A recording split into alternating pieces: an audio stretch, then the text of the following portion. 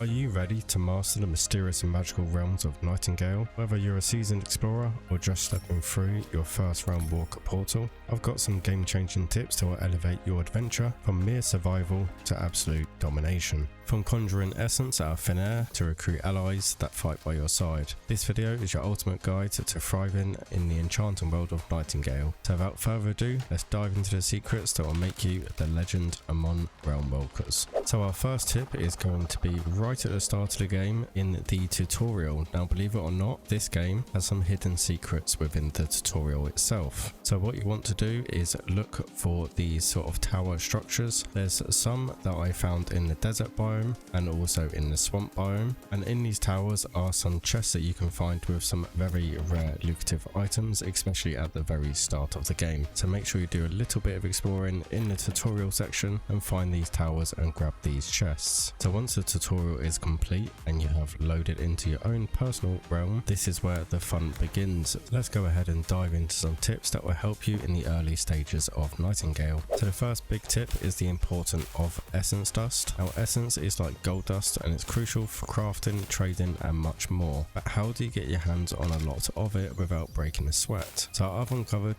two foolproof methods to stock up on essence, making your journey an absolute breeze. So first up, did you know that you can turn almost anything into essence? You just head on into your menu, right click, or you can click and drag it and you can convert that into essence. Now early on, fiber is one of your best friends as it is light. There are plenty of it and it is easy enough to convert it into essence. But for this you only get a 1-for-1 ratio. So we're going to move on to our second method, and that is rock piles. Now these aren't just any rocks, they're your ticket to essence riches. So what you want to do is gather some crude rocks, and as you can see here, they are also a 1-to-1 ratio. But if you craft yourself a workbench and use that workbench to turn it into rock marbles, you will get an impressive 20 marbles from just 6 rocks, and that means you will get 20 essence from their marbles, so you will multiply your essence when you extract them.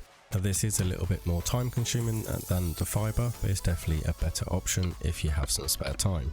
So let's talk about spending that hard-earned essence. So your first essence trader is conveniently located near the antiquarian site of power. Now these traders are your go-to for new crafting items, base upgrades and even new cards to explore new realms. So the importance of essence can't be overstated. It is the key to unlocking Nightingale's full potential. So make sure once you locate a trader, you spend as much essence as you can and buy literally everything they hold. And if you do need a few extra resources, they also sell them as well. So before you venture off from the trader, as you can see here, I have found myself a companion and his name is Max. Now companions in Nightingale can do more than just keep you company. If you complete a simple quest for them, like my one here was just to build these beds and this campfire, and my reward is some essence. But did you know you can also recruit them to aid you in your journey? Now you can equip them with whatever tools you want, so if you equip them with an axe, they will also help with chopping down trees, and if you equip them with a pickaxe, they'll also help you with mining stone as well. But not only that, they are great if you are over encumbered while exploring. You can just transfer some of your items to your companions' inventory. Now this also can be helpful at your base because they will help you build and finish building your blueprints with the items they have in their inventory. But you want to be careful because things like wood and stuff like that, they will put in the campfire to use as fuel. So if you've got any luxurious wood, any hardwood or anything like that that you don't want to be used as fuel,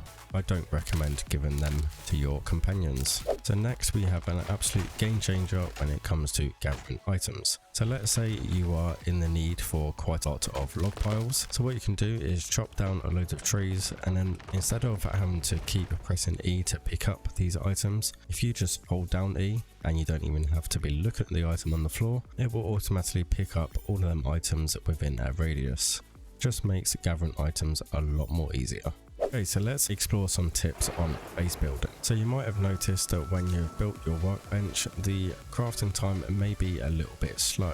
So if we open up the options and click on inspect, we can see here that we have status bonuses for our buildings. So workbenches, campfires, beds, and anything like that. So as you can see, this workbench is just out in the open and it's not placed in an optimal location. So as you can see, we have a load of negative bonuses here. But if we were to place this workbench underneath a shelter. You can see here that we have a bonus of well sheltered, which reduces the crafting time by 10 seconds. Now we can take this a little step further and we can craft a campfire, and as you can see, as we place the campfire we have these little lines, and that will just tell us what other structures in our base will be linked to this campfire. So we'll place this down, and if we have another look at the workbench, we can see we have a well lit and a warm bonus as well. So if we add them together, that gives us a 30-second reduction time in crafting.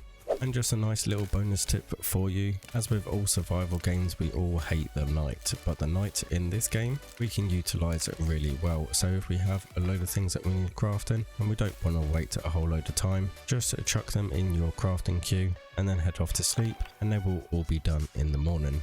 So there we go everyone, hopefully you liked all of them tips and they will help you, especially in the beginning stages of Nightingale. If you have enjoyed this video, make sure you hit that like button, make sure you subscribe as well, because I'm going to have plenty more Nightingale content coming. I've been playing this game a lot recently in the last few days and I've thoroughly enjoyed it. So it's been Kryptonite here, thank you all for watching and I will see you in the next video.